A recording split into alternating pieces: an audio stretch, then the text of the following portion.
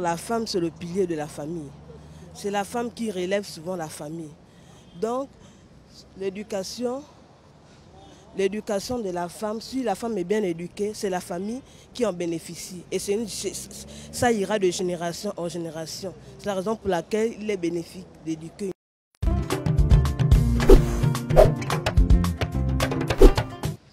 Je pense que nous devons éduquer les femmes pour que les femmes ne prennent pas le dessus sur nous.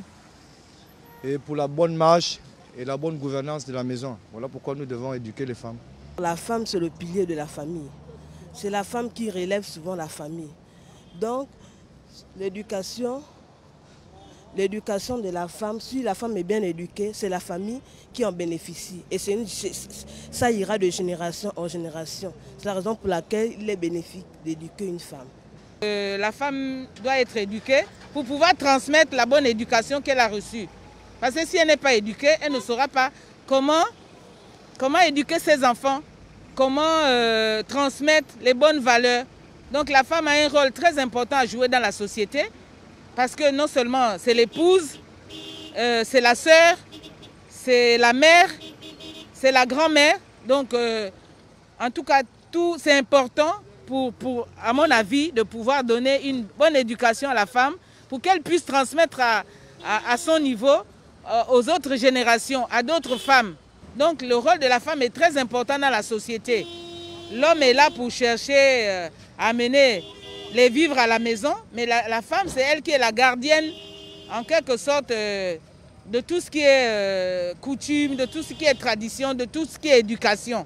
Il est très important d'éduquer la femme, tout simplement parce que la femme est un être très important dans la société.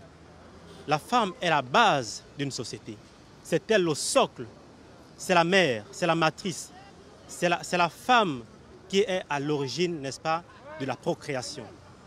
Si l'homme est l'élément qui apporte la création, la femme, elle est la mère, elle est la responsable de la procréation. Vous voyez, le sceau de la République est représenté par la mère allaitante. Ce n'est pas quelque chose qui est fait de manière anodine, pas du tout. C'est un symbole qui est vraiment très expressif. Un symbole très expressif. La femme, c'est elle qui est la mère, c'est elle qui donne la vie. Et si elle donne la vie, ça veut dire qu'en même temps l'enfant et en même temps l'homme avec petit h, tous viennent de la mère. Ce n'est qu'en ce terme-là que nous devons, n'est-ce pas, nous avons la responsabilité de donner une éducation assez appropriée à la femme. Parce que c'est elle qui doit, n'est-ce pas, impacter la société. Les enfants naissent pas la femme. Donc la femme, d'après la parole de Dieu, la femme est le pionnier du foyer. Parce que c'est elle qui doit éduquer ses enfants. Parce que le papa n'est pas à la maison, le papa est partout. Il revient seulement le soir. Donc c'est la femme qui est là avec les enfants. Donc éduquer la femme revient à éduquer les enfants.